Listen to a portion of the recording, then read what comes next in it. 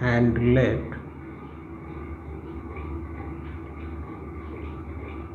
M be an ideal of R.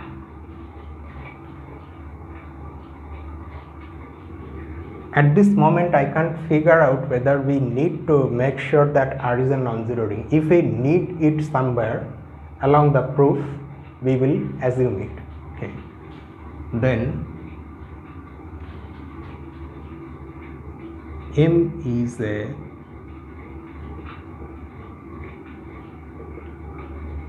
maximal ideal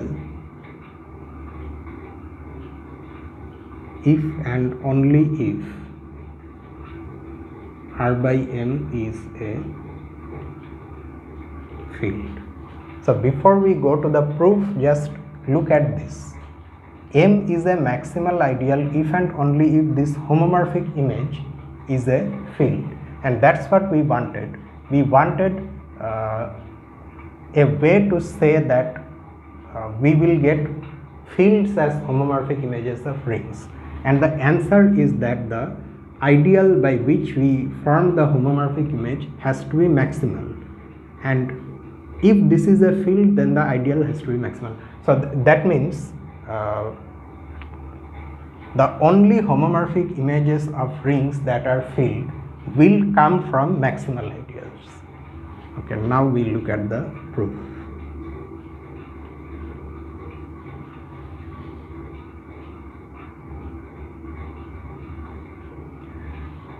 First we should, since it's both ways, we first prove what?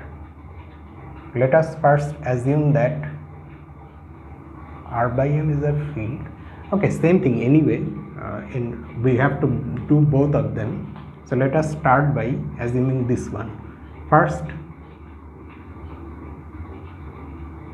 assume M is a maximal ideal.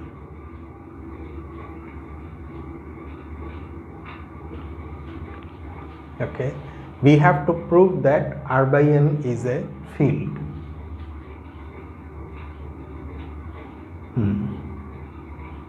Since R is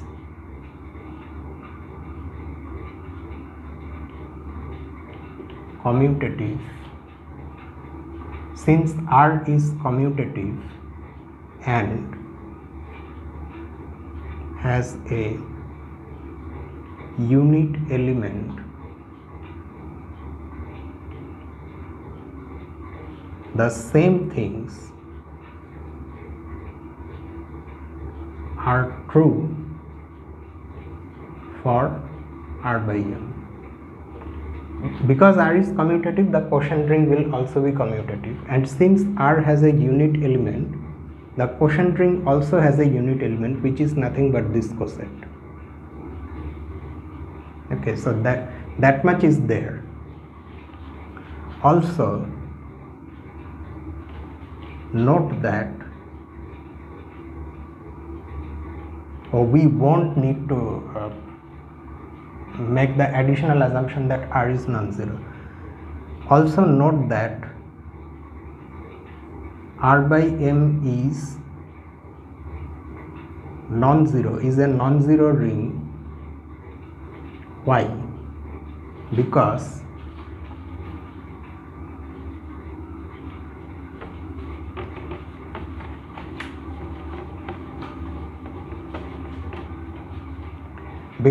M is not equal to R. This condition is coming from the fact that M is maximal. So by definition M is a proper ideal, and that's why the quotient ring does not have only M, it has some other coset also. Okay, so you see what are the things that are true for R by M. R by M is now a non-zero ring, it is commutative, and it has a unit element.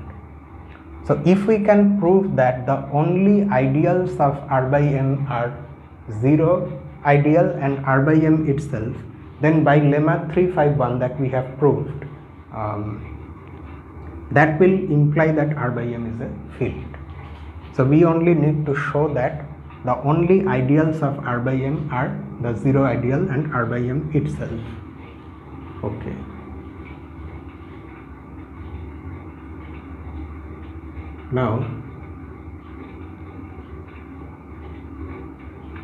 Now you recall the correspondence theorem. If we have two rings and there is a homomorphism from R into R prime, not onto, okay, we don't need onto now, then there is a one-to-one correspondence between the ideals of R prime and the ideals of R that contain the kernel of this homomorphism. Okay. For every ideal in R prime, say some ideal I prime, say, there will be an ideal I in R that contains this kernel. Conversely, for every ideal in R containing this kernel, there will be an ideal of R prime. So that thing is there, and in fact we know what that homomorphism is. What that one-to-one correspondence is. For this ideal, the corresponding ideal here is nothing but this inverse image. Okay, it can be shown. We have already seen the result. We are now going to use this correspondence here in our ring R by M. Now there is, okay, I think it is better to mention the actual result here. Theorem 341. Now by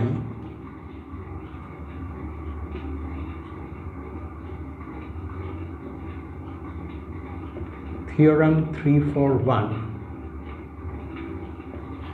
there is a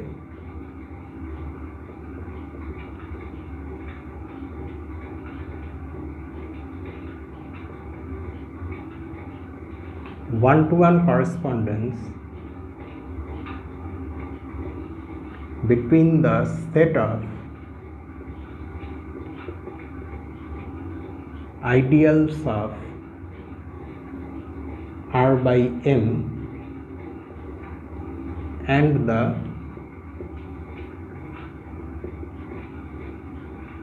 set of ideals of R containing M. But the diagram that we drew right now, that suggests that this can be used, the correspondence theorem, only when there is a homomorphism. What is the homomorphism now? You see, this is our R and this is the other ring R by M, and the homomorphism is the natural homomorphism which sends every element onto this coset. Okay, so according to this, and you also know that the kernel of this homomorphism is nothing but M. So here you have M, this is R, and this is R by M. So there is a one-to-one correspondence between the set of ideals of R by M and the set of ideals of R containing M. Okay. And now we are going to use the fact that M is a maximal ideal. Since M is a maximal ideal,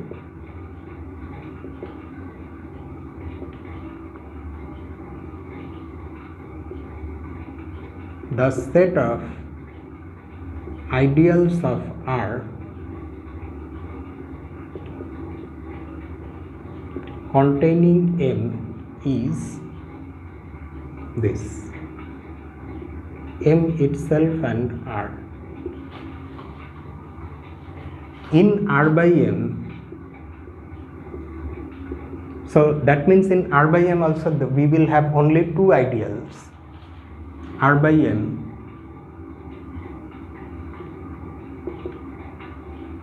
these ideals correspond to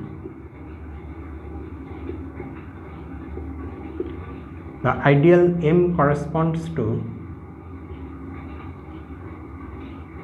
R by M, and the ideal R corresponds to R by R, which is nothing but 0.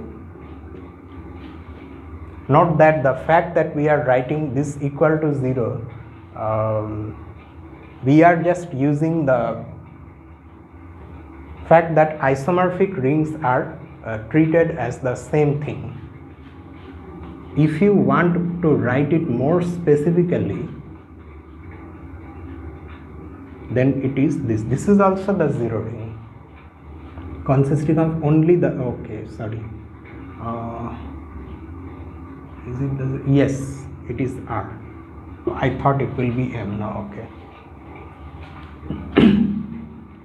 So what is this? We have, wait, I think I made a mistake in writing this one. In R by A, M corresponds to what? Am I missing the thing? M corresponds to R by M, and yes, no, it is okay. I thought I made a mistake. Whatever we write here, this ring has only one element and it is isomorphic to the 0 ring. There is, up to isomorphism, there is only one 0 ring. Hence, the ring R by M has only two ideals.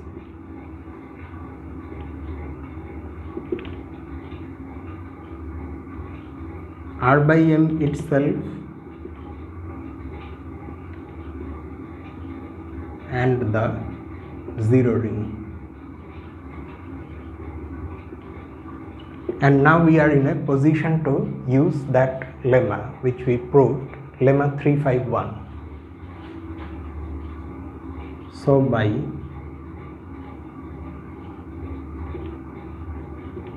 lemma 351, R by M is a field. So this is one part of the proof. We will now prove the converse.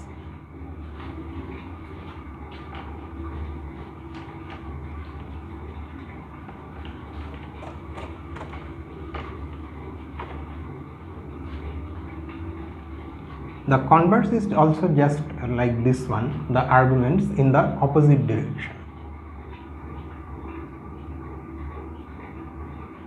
Conversely, assume that R by M is a field. Then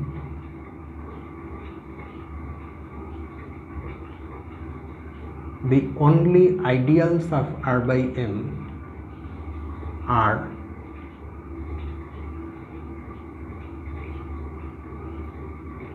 the 0 ideal and R by M itself. And this comes from our second exercise of the previous section. Hence, by the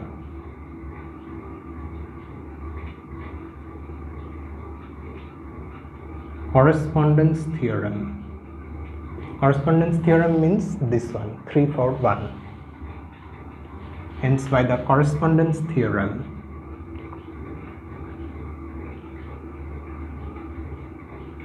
the only ideals of R containing M are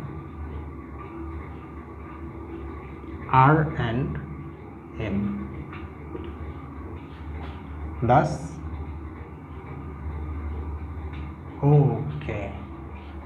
wait, I should have written this here itself. since this is a okay, after this you write this line. Since R by M is a field, R by M is a non-zero ring, is a field, this implies or thus R by M is a non-zero ring and hence M is a proper subset of R. M is not equal to R. We also need this condition for M to be maximal, right? Because if M equals R, then R by M will be the zero ring. Since R by M is a field, it's not the zero ring, so M is not equal to R.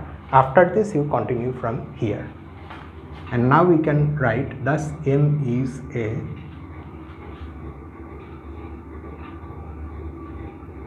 maximal ideal of R. Okay, and here the proof ends. So we see that in our endeavor to find isomorphic image or homomorphic images that are fields, we want maximal ideals. We will need this final result when we study polynomial rings, which are very important in both algebraic number theory and algebraic geometry, and also when we study field extensions. We will study field theory separately. There also we will need this result every now and then. It's a very basic result. So with this the text part of this section ends. After that we have 4 exercises. So the fourth one that asks us to show that in the ring of real valued continuous functions, these are the only maximal ideals. That is the last exercise. So with this I end this video. If you are new here, please subscribe to my channel. This is me signing off from the mathematical room. I am Lucifer. Have a nice night.